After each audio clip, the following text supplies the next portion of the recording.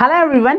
இந்த வீடியோவில் state board புக்கில் இருக்கிற எலக்ட்ரோஸ்டாட்டிக் லெசனில் இருக்கிற எக்ஸாம்பிள் கொஷின்ஸை பார்க்க போகிறோம். வாங்க கொஷின்ஸை ஒன்று பார்க்கலாம். எக்ஸாம்பிள் 5.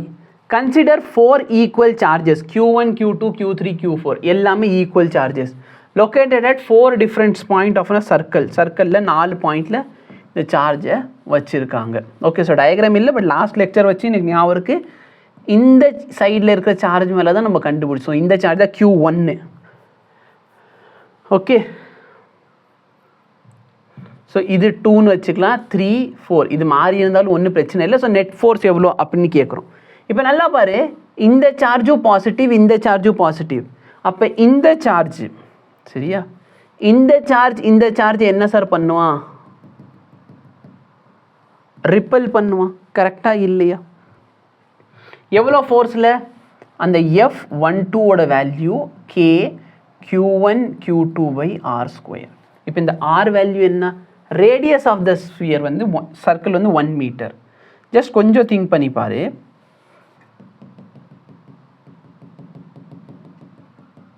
இந்த வேல்யூ 1 மீட்டர், இந்த வேல்யூ 1. அப்போ பைத்தகரஸ் தியரம் அப்ளை பண்ணால் இந்த டிஸ்டன்ஸ் எவ்வளோ? √2ன்னு கிடைக்கும். அப்போ இந்த ஃபோர்ஸோட வேல்யூ 9 × 10⁻⁹. சார்ஜ் 1 எவ்வளோ sir? 1 micro coulomb 10⁻⁻6.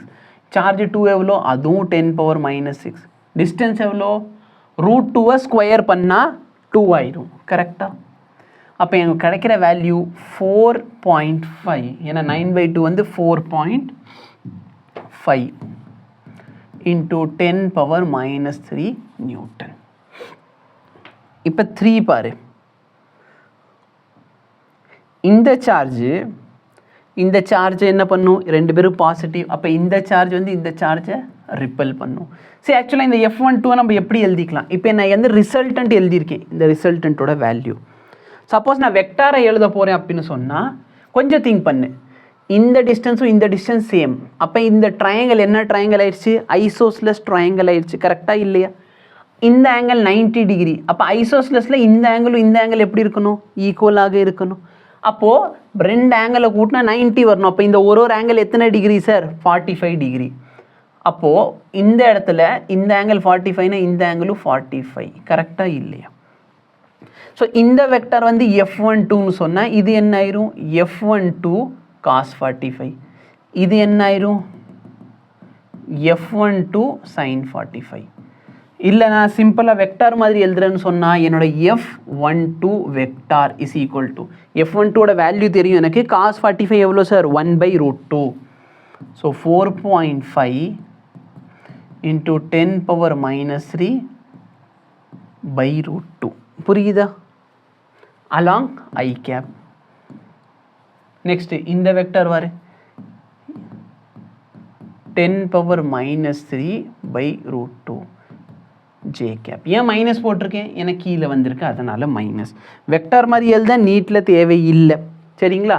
But state board புக்கில் வெக்டாரை ரொம்ப மரியாதையாக வெக்டார் மாதிரி ட்ரீட் பண்ணுவாங்க, அதனால் நான் எழுதியிருக்கேன், சரிங்களா? இல்லை அப்படின்னா இந்த ரெண்டு வெக்டாரோட மேக்னிட்யூட் கண்டுபிடிச்சா இந்த வேல்யூ கிடைக்கும். புரியுதா இல்லையா?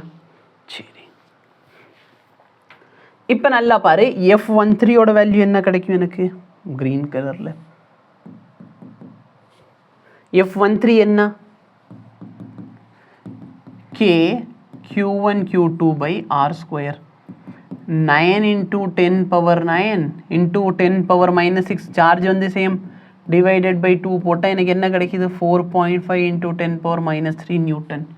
அப்போ நான் இதையும் ரிசால்வ் பண்ணுறேன். அப்போ நல்லா பாரு, இந்த சைடு கிடைக்கிறது F13. ஏன்னா இந்த ஆங்கிள் தீட்டா. ஸோ இதே மாதிரி ட்ரையாங்கிள் வரைஞ்சால் இந்த ஆங்கிளும் 45 டிகிரி கிடைக்கும்.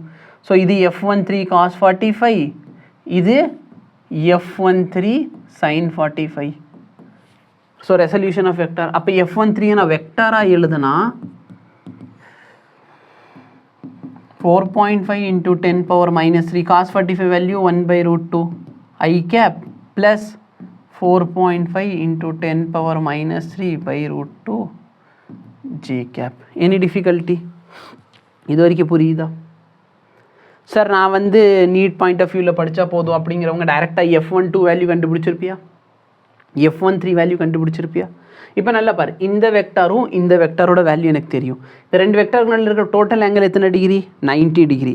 அப்போ ரெண்டு ஈக்குவல் வெக்டார் 90 டிகிரியில் இருந்தால் உன் ஆன்சர் √2 டைம்ஸ் அந்த வெக்டார் கிடைக்கும். அப்போ இந்த வெக்டாரும் இந்த வெக்டார் ஈக்குவல். அப்போ ஆன்சர் என்ன கிடைக்கும் எனக்கு?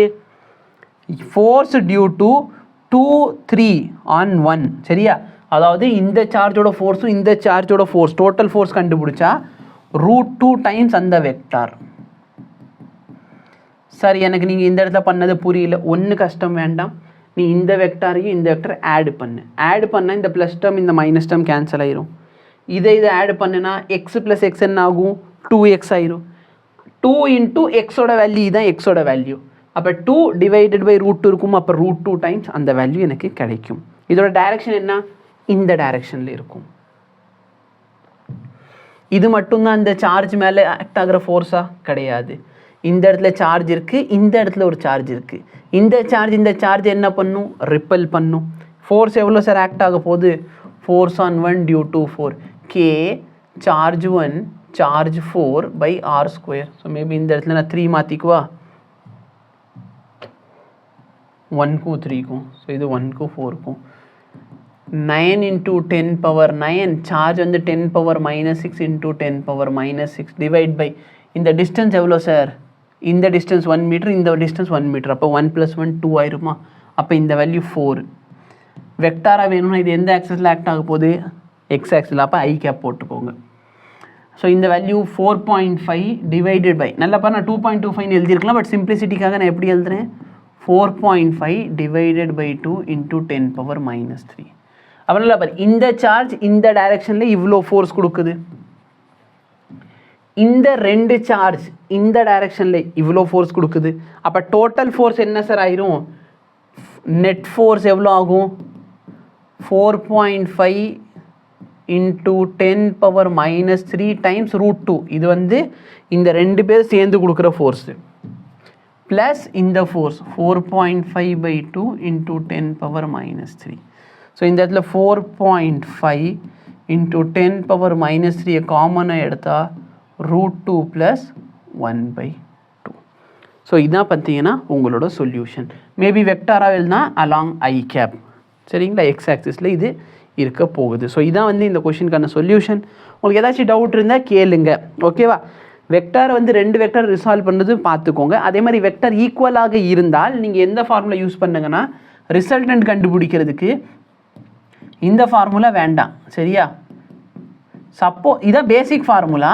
பட் சப்போஸ் ரெண்டு வெக்டார் ஈக்குவலாக இருக்குன்னு டைரெக்டாக 2a cos of θ/2 இந்த ஃபார்முலா யூஸ் பண்ணிக்கோ. சரியா?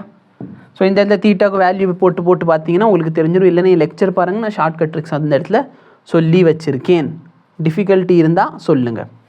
தேங்க்யூ.